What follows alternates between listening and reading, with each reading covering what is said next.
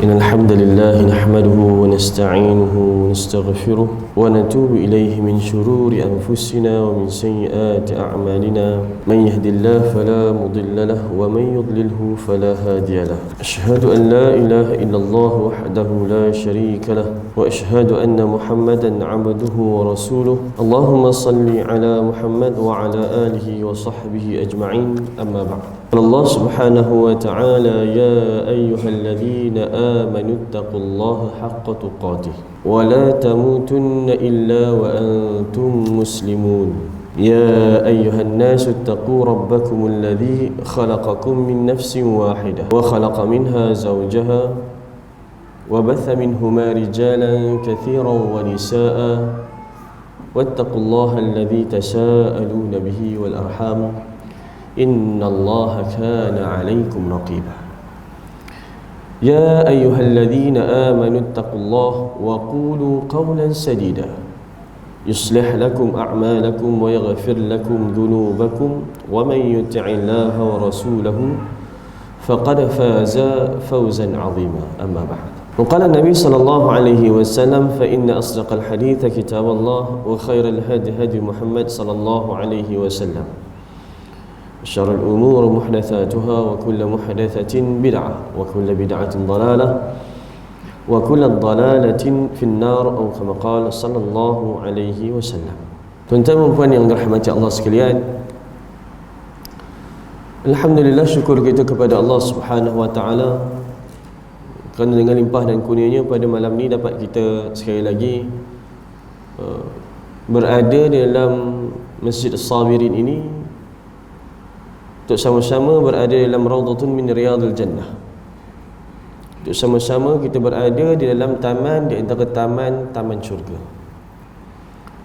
yang mana tujuan kita tak lain dan tak bukan untuk menyeru dan juga untuk menyahut seruan daripada Allah Subhanahu wa taala, iaitu wahai orang-orang yang beriman, bertakwalah kamu kepada Allah dengan sebenar-benar takwa.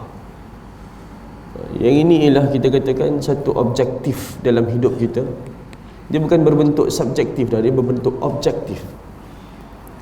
Tak dapat tidak, kenapa kita berada di dalam masjid yang serba indah ini?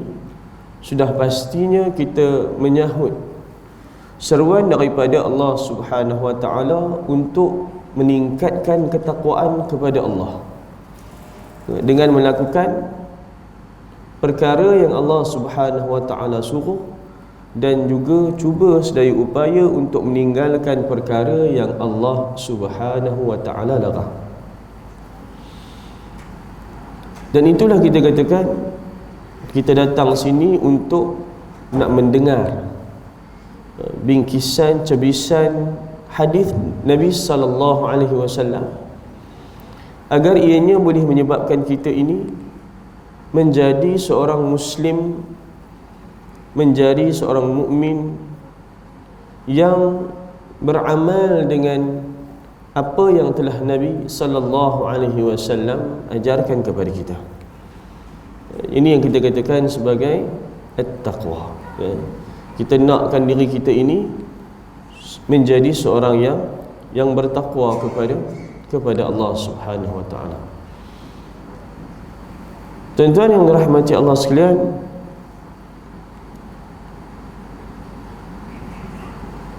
kalau kita lihatlah balik dalam kehidupan kita ni, mana yang tak buat salah? Mesti kita akan ada buat salah. Dan Nabi sallallahu alaihi wasallam ketika hidupnya, dia telah pun mengajarkan kita cara untuk kita nak menebus kesalahan tersebut, cara untuk kita nak menebus dosa tersebut. Bila kita buat satu kesalahan, mesti akan berdosa punya, tambah dalam bab agama. Jadi Nabi sallallahu alaihi wasallam telah pun meninggalkan kepada kita dua perkara, yang mana seperti mana yang termaktub dalam Muwatta Malik, kitab Muwatta Imam Malik, Dalam satu hadis yang menyatakan, taraktu fikum amrain in tamassaktum bihima lan tadillu abada. Aku telah tinggalkan kepada kamu dua benda yang mana kalau kamu ikut, kamu takkan sesat selama-lamanya. Apa dia? Al-Quran wa sunnati. Al-Quran dan juga sunnahku, kata Nabi. Jadi tuan-tuan yang rahmati Allah sekalian, cara untuk kita nak menebus, antara cara untuk kita nak menebus dosa-dosa kita ataupun kita nak Allah Subhanahu Wa Taala ampunkan dosa-dosa kita, ataupun kita nak menyelamatkan diri kita ini daripada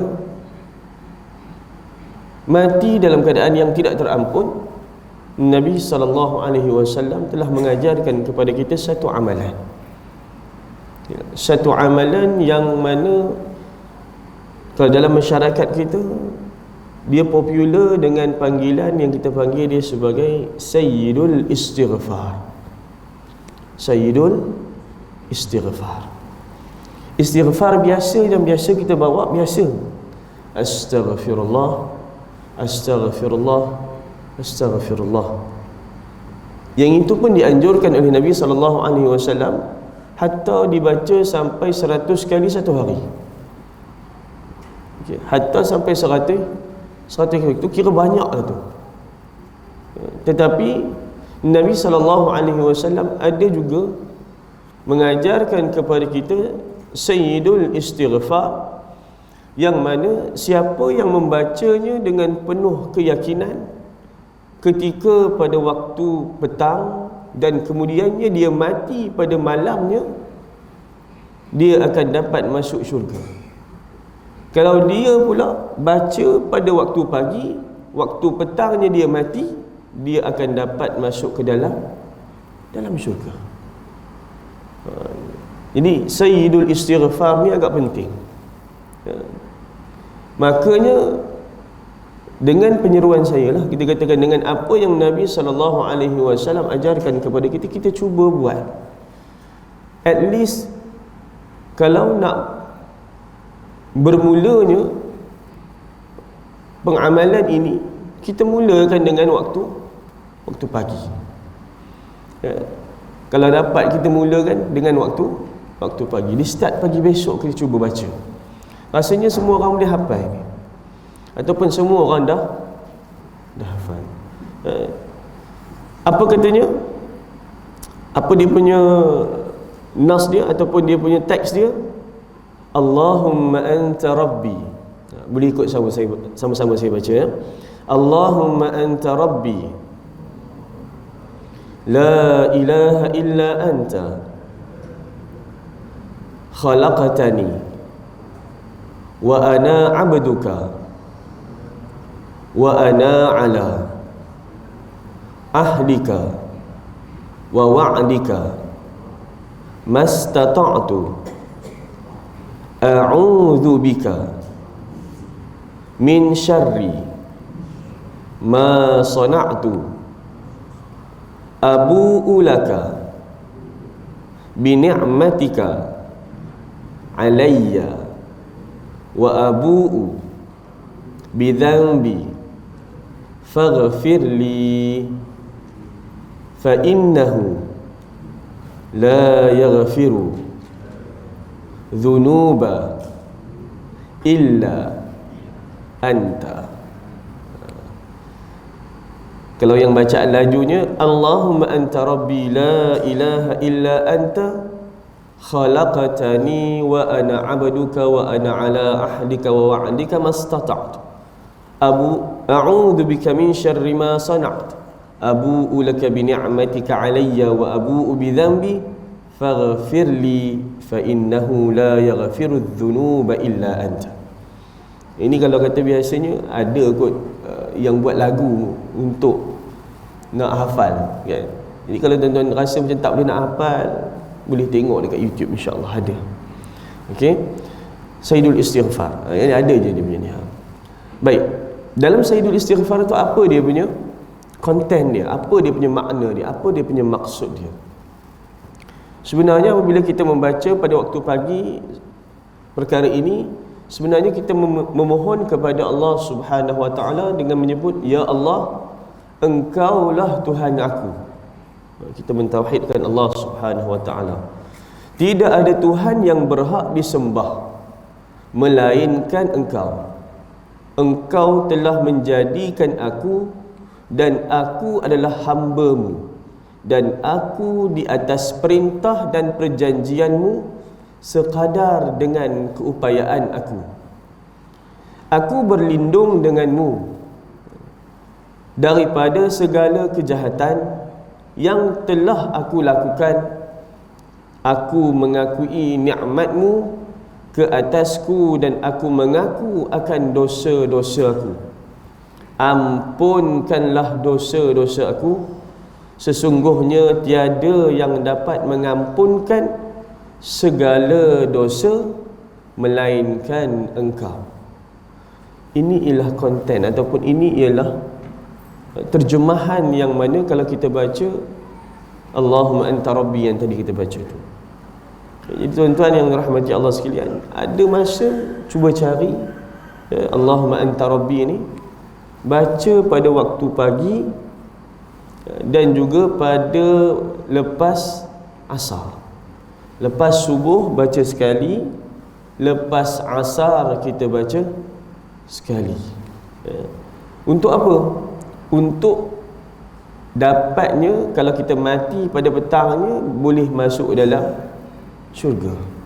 Kalau waktu malam kita mati, paginya boleh masuk. Kalau kita mati pada waktu malam, kita dapat masuk ke dalam syurga. Macam itu. Ya? Kita di dunia ni kita nampak dunia je lah. Bila kita katakan kita nampak dunia, makanya besok di alam barzakh kita nak nampak apa? Yang itu yang kita nak sebenarnya. Lepas habis barzakh besok ni kita nak mendambakan syurga Allah Subhanahu wa taala. Ini salah satu kita katakan jalan bagaimana kita nak dapatkan syurga dia. Salah satu daripada jalan. Dan kita harap-harap dengan amalan yang kita lakukan ini, amalan yang Nabi SAW ajarkan ini, memang membolehkan kita boleh ke syurga Allah Subhanahu wa taala. Tapi dengan syarat lah. Dengan syarat yang pertama yang sekali, nak Allah Subhanahu wa taala terima apa yang kita buat ni, kenalah ikhlas. Dia tak ada paksa-paksa. Kita bawa kata kena paksa juga ni, kena paksa. Tak, ikhlas kita nak baca. Ikhlas nakkan syurga Allah Subhanahu wa taala. Kita nak, kita tu ikhlas. Ini seperti mana yang disebut di dalam kitab tafsir, dalam tafsir At-Tabari kalau tak salah saya. Kata Fudail bin Iyad bila mana mentafsirkan perkataan ahsanu amala, sebaik-baik amalan itu, dia mesti apa? Dia mesti ikhlas. Dia mesti ikhlas. Tapi ikhlas saja tak cukup. Jadi Fudail bin Iyad tambah satu lagi, dia mesti ikut cara Nabi sallallahu alaihi wasallam. Barulah amalan tersebut dikira sebagai sebaik-baik amalan. Sebaik-baik amalan, ahsanu amala. Gitu juga dengan Ibnul Qayyim, pun sebut benda yang sama, yang mana Allah datangkan ikhlas dan juga mengikut cara Nabi sallallahu alaihi wasallam. Antara penyebab amalan-amalan itu menjadi amalan yang diterima oleh Allah Subhanahu wa taala. Jadi kita ni tuan-tuan yang dirahmati Allah sekalian, perempuan yang dirahmati Allah sekalian, cuba amalkan amalan yang Nabi sallallahu alaihi wasallam dah ajarkan kepada kita. Dengan sayyidul istighfar tadi, dan moga-moga dengan apa yang dibawakan oleh Nabi sallallahu alaihi wasallam ini akan menjadi asbab untuk kita masuk ke dalam syurga Allah Subhanahu wa taala. Ini yang kita nak sebenarnya, masuk dalam syurga. Itu tujuan kita hidup pun. Tujuan kita hidup, kita nak beribadah. Ibadah sebab apa? Nakkan syurga lah. Kan? Itu janji Allah Subhanahu wa taala. Baik, tuan-tuan yang dirahmati Allah sekalian, perempuan yang dirahmati Allah sekalian, kita masuk kepada hadis yang ke-10 dalam kitab motivasi daripada hadis Nabi. Hadis yang ke-10, betul tuan Hadis yang ke-10 yang mana tajuknya ialah saling menguatkan dan jangan berpecah. Hadis saling menguatkan dan jangan berpecah.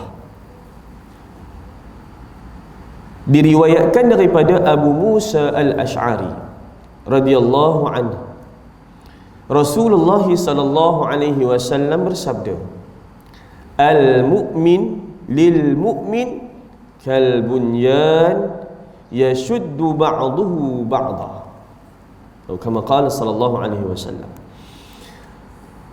Daripada Abu Musa al-Ash'ari, Rasulullah sallallahu alaihi wasallam bersabda, orang mukmin dengan mukmin yang lain itu seperti sebuah bangunan, saling kuat menguatkan antara satu sama lain. Ni jelas sebenarnya. Dia tak ada nak kata apa selindung-selindung dah. Nabi bagi tahu tu jelas dah. Boleh faham kot ke tak? Sebenarnya senang, simple je. Dia punya hadis ini nak bagi tahu apa? Orang mukmin, orang yang beriman itu dengan orang yang beriman yang lain. Maksud orang mukmin ni apa? Orang yang percaya kepada, beriman kepada Allah Subhanahu wa taala dan juga hari akhirat, dengan orang yang beriman yang sama juga macam dia kepada Allah dan juga hari akhirat, dia percaya ianya bagaikan sebuah satu bangunan yang mana saling kuat menguatkan antara satu sama lain. Satu kepercayaan. Satu kepercayaan itu beriman kepada Allah dan juga hari akhirat. Jadi kalau kita ni seorang mukmin dengan orang yang mukmin yang lain, kita tengok oh dia ni Islam, mukmin, beriman kepada Allah dan juga hari akhirat. Kita ni sebenarnya sebagai sebuah bangunan. Macam mana katakan sebuah bangunan ni? Nanti kita tengok macam mana.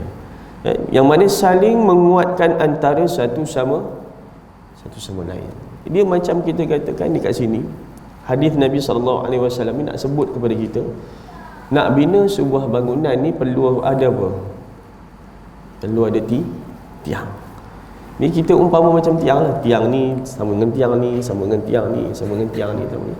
Makanya barulah dapat jadi satu bangunan yang kukuh. Ni tiang pula. Kalau tiang kita katakan yang paling best ni, tiang apa sekarang yang paling kukuh ni? Bubuh apa? Stainless steel dalam dia kan. Lepas tu bubuh apa tu? Macam-macam. So kita macam itulah sebagai sebuah institusi Islam. Macam tu lebih kurang. Baik. Itu hadis yang pertama yang mana ianya diriwayatkan oleh Al-Bukhari dan juga Muslim. Hadis yang diriwayatkan oleh Al-Bukhari dan juga Muslim. Dalam Al-Bukhari hadisnya tak jauh, hadisnya 459. Dalam kitab As-Salah, dalam kitab As-Salah yang disebut hadis ini hadis yang ke-459, dan juga ada juga diulang dalam Sahih Al-Bukhari juga dalam hadis yang ke-2266.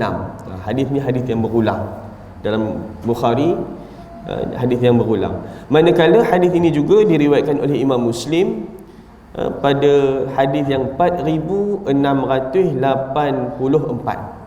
4684. Jadi kalau tuan-tuan dan puan memang kata apa nama, ada apa kita panggil ni, ada kemampuan untuk menyemak, boleh semak. Sebabnya hadis yang ni dibaca di sini pendek. Dia ambil matanya tu pendek. Kalau boleh baca yang panjang punya sekali. Dekat situ supaya kita faham ceritanya rupa ini. Ini bingkisan daripada hadis Nabi SAW. Di samping itu juga bukan hanya sekadar diriwayatkan oleh Al-Bukhari dan juga Muslim, juga diriwayatkan oleh Imam Tirmizi dan juga Imam Nasa'i. Imam Tirmizi dan juga Imam Nasa'i. Baik, itu hadis yang pertama. Kemudiannya diriwayatkan daripada An-Nu'man bin Bashir radhiyallahu anhu, Rasulullah sallallahu alaihi wasallam bersabda, "Al-mu'minuna karajulin wahid. In ishtaka ra'suhu tada'a lahu sa'irul jasad bil humma was sahar." Atau kama qala sallallahu alaihi wasallam. Daripada Nu'man bin Bashir, Rasulullah sallallahu alaihi wasallam bersabda, apa kata Nabi? Orang mukmin itu sama balik dia punya tu senang je. Orang mukmin. Ni kalau di sini tadi tu al-mukminu seorang je dia katanya. Yang ni al-mukminuna maknanya orang-orang mukmin. Orang-orang mukmin, ramailah. Orang-orang mukmin itu bagaikan satu orang. Nak khabar kata apa? Orang mukmin ni macam satu orang lah. Jika kepalanya terasa sakit, seluruh tubuhnya akan rasa seperti demam dan tidak boleh tidur.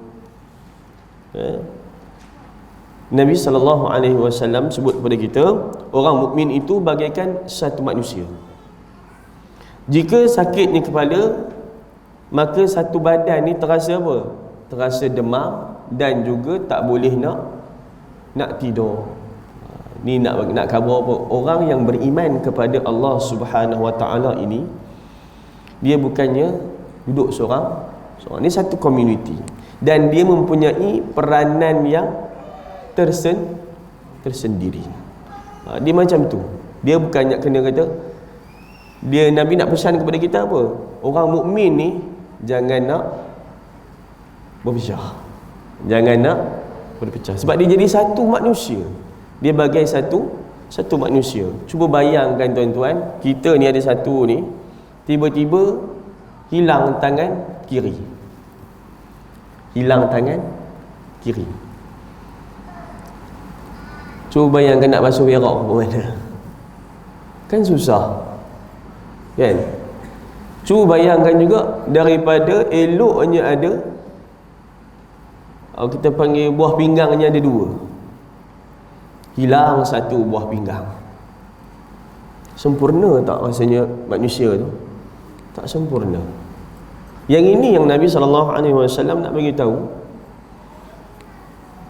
kita ni orang mukmin bagaikan satu manusia. Ini dia katakan satu manusia. Satu hilang ataupun satu tu tak kena, maka jadi tak sempurnalah kita. Kalau satu tu sakit, satu badan tu je rasa sakit. Contohnya tadi saya bagilah, kalau katakan tak ada satu buah pinggang, tak pun demam lah buah pinggang tu, ataupun terkenalah batu karang, tak ke yang sakit tu satu badan? Betul tak? Kena sakit apa, batu karang ni jangan buat main je. Betul tak? Saya meraung itu kena, oh ya Allah sakit no. Betul je. Sampai muntah-muntah, sakit dia. Yang itulah dia kalau kita ni sebagai seorang mukmin. Kalau kata kita ni membuang perkara yang tak sepatutnya dalam masyarakat kita, contohnya, oh kita tak suka ni kita buang, kita tak suka ni kita buang. Peranan kita yang sepatutnya dia boleh ambil, tak kita bagi kepada orang, itu tak sepatutnya lah. Itu sebabnya kita katakan tadi, orang Islam ni, orang mukmin ini sekali, satu. Dia bersama-sama. Baik, kita tengok apa musanniful kitab ataupun penulis kitab ini syarahkan berkaitan dengan dua hadis yang kita bacakan tadi. Orang Islam bagaikan satu jasad yang sama dan bagaikan sebuah bangunan, dan setiap inci anggotanya penting dan memainkan peranannya yang tersendiri. Nak kabarkan tadi ni dia kata apa? Setiap daripada kita ni ada peranan masing-masing. Ada peranan kita masing-masing.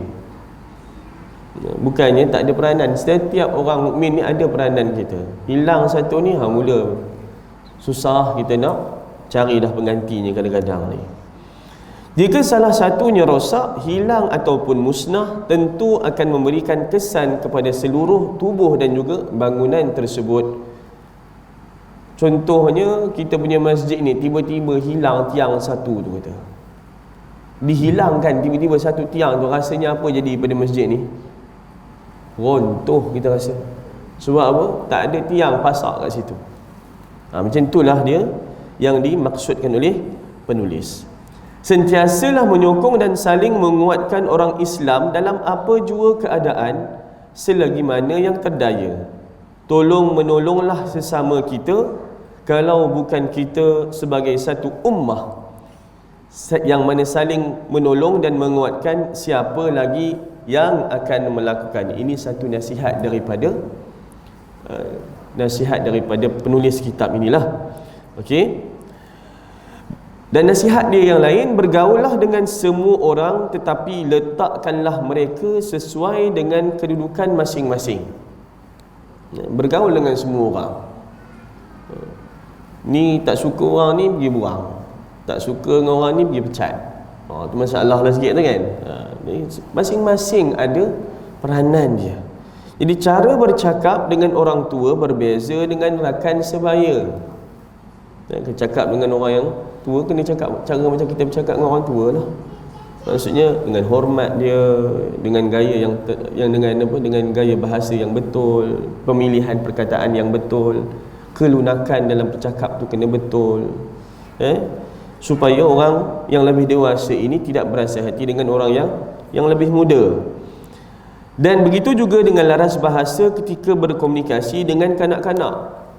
Kalau katakan saya ni macam cikgu, malam mengajar di masjid surau, semuanya orang dewasa. Di sekolah mengajar budak tahun 1. Rasa-rasanya tuan-tuan saya mengajar macam ni ke kat sekolah? Tak ada.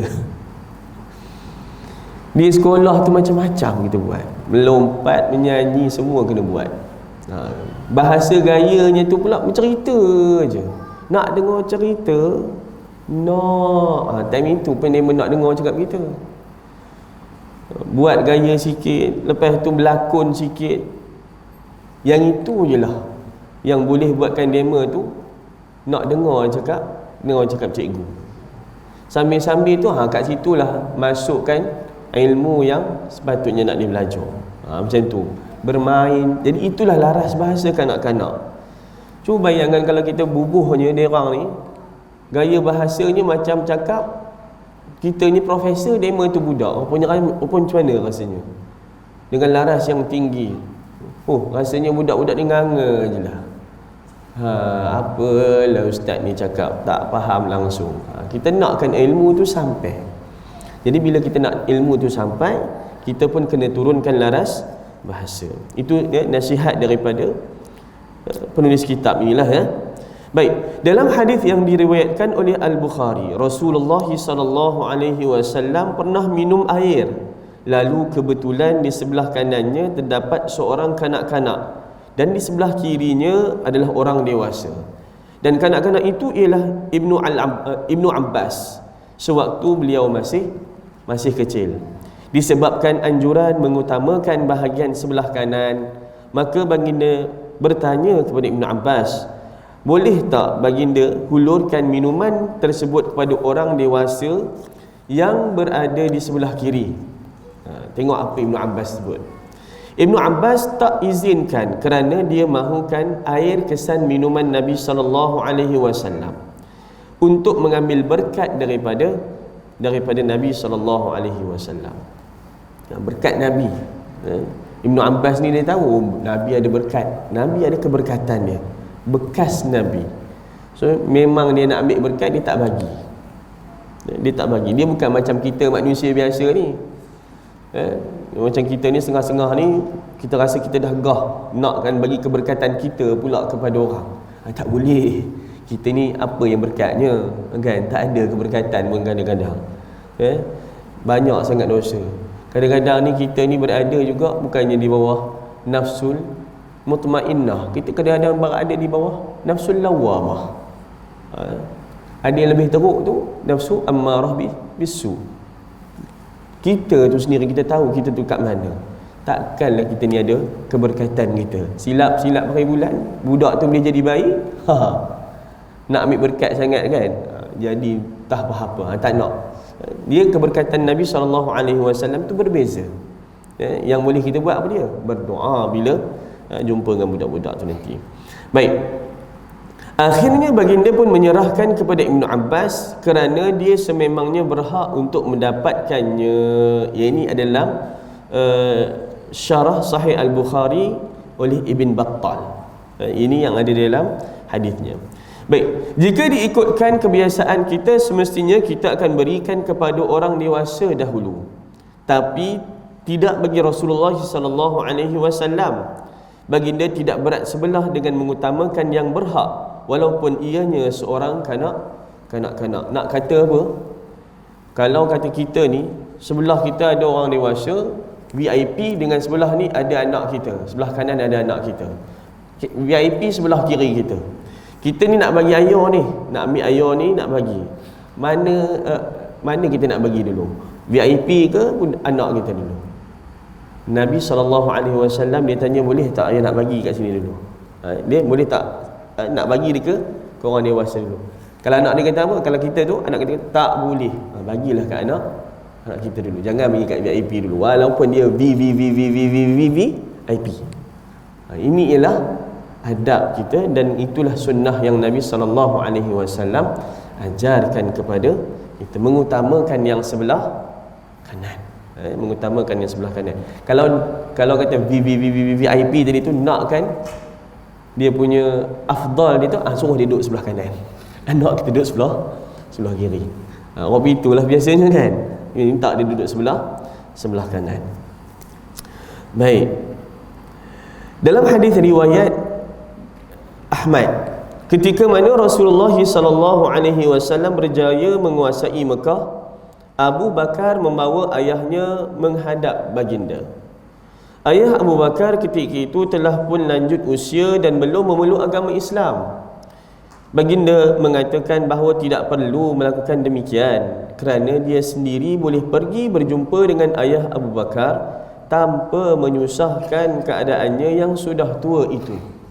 Yang ini adab Nabi SAW kepada orang yang lebih dewasa.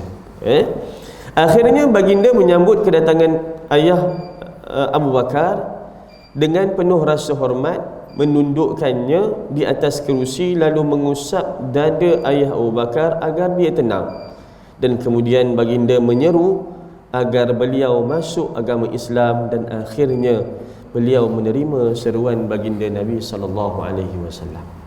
Dan inilah kita kata salah satulah cara untuk kita nak menyeru orang dalam Islam lah, nak masuk ke agama Islam ini. Kadang tu kita yang kena pergi turun padang. Ini saya teringat hari itu ada forum bersama dengan IDT, Interaktif Dakwah Terbiah. Pun dia ceritakan macam tu, dia orang pergi jumpa orang yang bukan Islam ni untuk nak mengislamkan. Maknanya pergi jumpa. Nabi SAW pun macam itulah. Dia bukannya suruh orang tu datang. Memang Nabi SAW ini dia memang dah jadi orang yang pembesar lah. Tapi bila datang kepada orang yang lebih dewasa, maka Nabi SAW lebih menghormati orang lebih dewasa dengan datang hadir kepada nak azan dulu ke tuan? Ke macam mana? Tak ada, teruskan lah. Okey, baik. Lihat betapa hebatnya sikap Nabi SAW dengan dia baik dengan kanak-kanak maupun dengan orang tua. Walaupun baginda itu seorang nabi, seorang pemimpin negara, seorang tokoh yang dihormati, tapi semua orang dilayan olehnya seperti saudaranya sendiri. Tengok Nabi SAW layan semua orang sama je. Dia macam saudara-saudara je. Itu kalau kita tengok balik, semua orang yang dekat Mekah, semua orang yang dekat Madinah layan sama je. Tak ada kata orang Mekah lebih, orang Madinah lebih, tak ada, sama je. Inilah sikap yang kurang diberi perhatian pada zaman sekarang. Kita tahu bahawa orang Islam itu saudara seagama, tapi kita tak faham dan tidak menghayati apa makna saudara seagama. Islam itu mengikat kita semua dengan tali persaudaraan yang luar biasa. Seorang lelaki pernah memberikan nasihat kepada Umar Abdul Aziz. Kenal kan? Umar Abdul Aziz salah seorang daripada khalifah. Kejap je dia kan. Pada tahun 101 Masihi dia 101 Hijrah dia wafat. Yang mana ianya sangat bagus untuk kita hayati dan amalkan. Tengok apa seorang lelaki ni sebut kepada Umar Abdul Aziz. Dalam Jami' Ulum wal Hikam, Jami' Ulum wal Hikam kata apa? Kata lelaki tersebut, jadikanlah orang Muslim yang tua itu seperti ibu bapa. Jadikan orang tua sebagai ibu bapa, yang muda itu macam anak, dan yang pertengahan itu seperti adik-beradik kita. Maka yang manakah di antara mereka yang engkau suka jika dia disakiti? Ini satu persoalan. Kalau kita ni nampak semua orang ni, yang tua kita anggap macam mak ayah kita, yang muda kita macam, yang kita anggap macam anak-anak kita, yang sama baya ni kita kata macam adik-beradik kita. Kalau salah seorang tu disakiti, kita tak rasa ke? Mesti kita akan terasa. Orang Islam kita kata apa, di torture.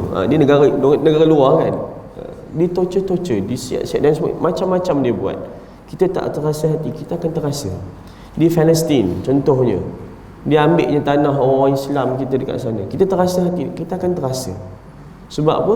Mereka itu sama saudara kita sebenarnya. Dan tepat sekali lah kita katakan nasihat ini, dan cuba kita anggap orang Islam itu seperti keluarga kita sendiri.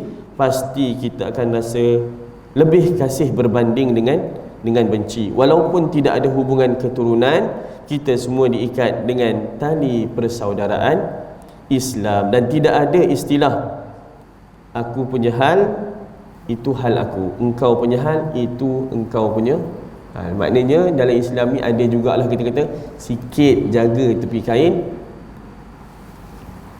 Islam yang lain, orang Islam yang lain kita jaga sikit.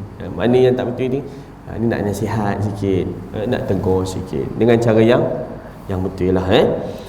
Dan sedangkan saat orang Islam meninggal dunia pun, kita perlu ambil peduli bagaimana menguruskan jenazahnya, memuliakan dan mendoakan kebaikan buatnya. Apatah lagi semasa seorang Muslim itu masih hidup, tentu ianya lebih dituntut dan ditekankan di dalam agama.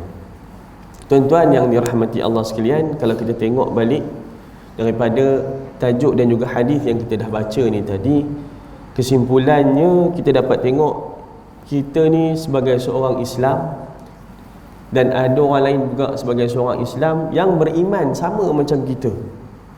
Sebenarnya kita ni bagaikan satu bangunan, kata Nabi. Kalau satu tu pincang, satu habis, robohlah bangunan kita. Tak kuatlah bangunan kita. Itu yang pertama. Dia macam kita kata apa? Bila seorang tu kena cubit peha cubit peha kanan, peha kiri terasa sakit. Itulah satu perumpamaan dalam bahasa kita lah. Memang rupa itu. Dan ciri-ciri orang mukmin itu, kalau kita tengok balik, kalau kita tengok Nabi SAW dalam penceritaan ni tadi, Nabi ni seorang yang lembut dengan mukmin yang lain. Dia lembut dengan mukmin yang lain, indah wajahnya, dia tenang, rendah diri, rukuk dan sujud menghadap Allah Subhanahu Wa Taala. Untuk apa semua itu? Untuk nak dapatkan syurga Allah Subhanahu Wa Taala. Jadi kita sama-sama insya-Allah, secara kesimpulannya tadi macam itulah. Kita ni sebagai seorang mukmin yang beriman kepada Allah Subhanahu Wa Taala, sama-sama duduk dalam satu masyarakat Islam. Kalau ada apa-apa, kita sama-sama lah. Kita sama-sama lah. Jangan pula kita kata tak suka pada seseorang tu, dibuang dia jauh-jauh. Secara rasmi pula tu kan kadang-kadang kan, pergi tulis surat kata secara rasminya kami tak nak kau duduk sini. Takkan jenuh kan. Itu masalah lah tu, ada masalah lah tu. Kalau kata di kita ni orang yang sama-sama jiran, kejiranan, sama-sama Islam, sama-sama apa, kalau rasa ni kita jagalah kita punya sama-sama keislaman itu, kejiranan kita. Baik, itu saja kot perkongsian daripada saya pada malam ini. InsyaAllah yang mana yang baik itu datang daripada Allah Subhanahu Wa Taala, yang kurang tu saya mohon maaf sangat-sangat. Terima kasih diucapkan kepada jawatan kuasa yang panggil saya pada malam ni. Berkongsi tak ada apa pun kita kata, tapi harapnya adalah sedikit yang boleh kita amalkan untuk sama-sama kita masuk ke dalam syurga Allah Subhanahu wa taala. Wallahu a'lam. Subhanakallahumma wa bihamdika asyhadu an la ilaha illa anta astaghfiruka wa atubu ilaih.